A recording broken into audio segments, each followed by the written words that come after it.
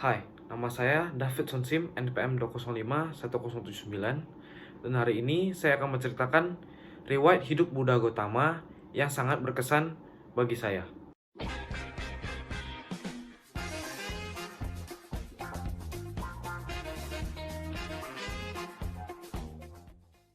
Riwayat hidup Buddha Gautama yang sangat berkesan bagi saya adalah saat melepaskan keduniawian Pangeran Siddhartha.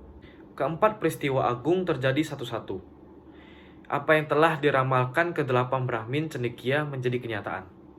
Di istana kediamannya, Raja Suddhodana tengah mengadakan pesta besar-besaran. Makan malam besar disajikan dan beberapa pelayan wanita cantik disiapkan untuk melayani sang pangeran. Untuk merayakan kelahiran cucu Raja Suddhodana, yaitu Rahula, yang lahir di pagi itu. Sang pangeran yang baru saja kembali dari perjalanannya, yang bahagia tampak lebih bahagia dibandingkan perjalanan sebelumnya. Karena ia mengetahui bahwa cara untuk mencapai kebahagiaan adalah dengan melepaskan keduniawian dan menjadi pertapa. Bagaimanapun juga, pangeran tidak ingin mengecewakan ayahnya. Dengan tenanglah ia menyantap makan malam tanpa merasa tertarik dengan nyanyian dan tarian yang disuguhkannya.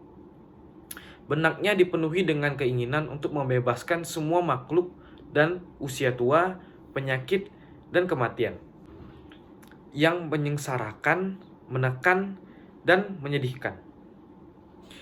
Dan sekitar pertengahan malam, Pangeran Siddhartha terbangun.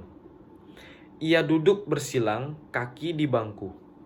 Lalu ia melihat ke seliling. Semua gadis penari, penyanyi, dan pemusik tengah tidur malang di lantai kamar itu.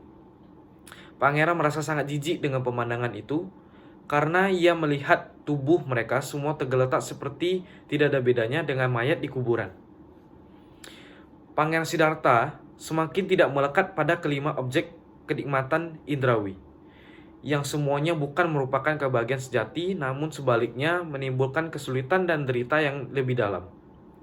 Tekad Pangeran Siddhartha semakin kuat. Inilah waktunya untuk meninggalkan kehidupan rumah tangga. Ia kemudian meninggalkan kamar itu perlahan-lahan dan melihat Channa, yang tengah tidur dengan membaringkan kepalanya di ambang pintu. Pangeran Siddhartha membangunnya dan meminta untuk mempersiapkan Kantaka, yaitu kudanya. Channa menaati permintaannya. Segera ia membawa tali kekang dan beberapa perlengkapan lainnya yang dibutuhkan, lalu menuju ke kandang kuda kerajaan. Sementara itu, Pangeran Siddhartha merasa bahwa ia perlu menengok istri dan putranya yang baru lahir sebelum meninggalkan keduniawian. Dengan hati penuh cinta, pangeran berdiri diam di pintu sambil memandangi mereka. Ia tak berani memindahkan tangan putri Yasodhara dan menimang putranya meskipun ia sangat ingin melakukannya. Karena ia tidak menginginkan Putri Yasodhara terjaga dan tidak mengizinkannya pergi. Setelah bertekad bulat, ia keluar dari kamar tersebut dan menutup pintu perlahan-lahan. Channa dan Kataka sudah siap dan menunggu pangeran di depan istananya. Pada malam purnama di bulan Asata, tahun 51 sebelum era Buddhis, di usia ke-29 tahun, pada waktu pertengahan malam, diam-diam Pangeran Siddhartha meninggalkan istana dengan menunggangi Kataka. Channa yang terlahir pada hari yang sama dengan pangeran ikut meninggalkan istana dengan berpegangan pada ekor kuda tersebut. Mereka berhasil menerobos ketatnya perjagaan dan meninggalkan kota Kapilavatthu.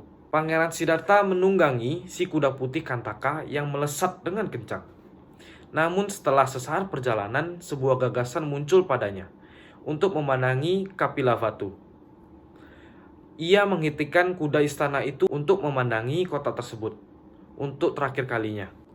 Tepat di tempat kuda istana Kantaka berhenti itu, akhirnya dibangun sebuah kuli suci yang disebut Cetia Kantaka Navita. Setelah itu, ia melanjutkan perjalanannya melewati 3 kerajaan, yaitu Sakya, Kolya, dan Malya. Sepanjang malam, ia menempuh jarak sejauh 30 yojana, 1 yojana, setara dengan 12 mil. Akhirnya ia tiba di tepi sungai Anoma dan menyeberanginya. Saat itu hari telah pagi. Pangeran Siddhartha turun dari punggung Kataka. Ia meminta Channa untuk pulang kembali ke Kapilavatthu bersama dengan Kataka serta tanda kebesaran kerajaan dan meninggalkannya seorang diri. Channa memohon untuk mengikutinya menjadi pertapa. Tetapi Pangeran Siddhartha melarangnya setelah Pangeran Siddhartha menyerahkan kuda Kataka beserta tanda kebesaran kerajaannya. Ia menghunus pedang dan memotong rambutnya yang panjang, lalu dilemparkannya ke udara. Kini rambutnya sepanjang lebar 2 jari, tidak memanjang lagi sampai akhir hayatnya. Setelah itu, ia menukar pakaiannya dengan pakaian pertapa. Dan ia memerintahkan Channa untuk segera kembali ke Kapilavatthu. Channa memberi sembah kepada Bodhisatta dengan sangat hormat membawa serta tanda kebesaran kerajaan dan kuda kerajaan Kataka. Lalu ia pergi meninggalkannya Bodhisatta seorang diri. Dalam perjalanan pulang, Kataka yang bersedih sejak perpisahan itu tidak lagi dapat menahan dukanya dan akhirnya meninggal di perjalanan. Setelah berpisah dengan sahabat akrabnya, Channa akhirnya melanjutkan perjalanan ke Kapilavatthu sambil menatap dan menangis. Pesan moral dalam kisah tersebut adalah kita harus berjuang untuk mencapai tujuan akhir kita. Tetapi kita harus memastikan bahwa tujuan tersebut emang benar-benar baik dan usaha yang kita korbankan tidak akan mengkhianati hasil kita jika kita emang benar-benar menekuni usaha kita tersebut.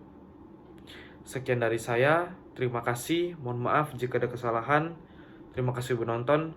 Sotihotu, Namo Buddhaya.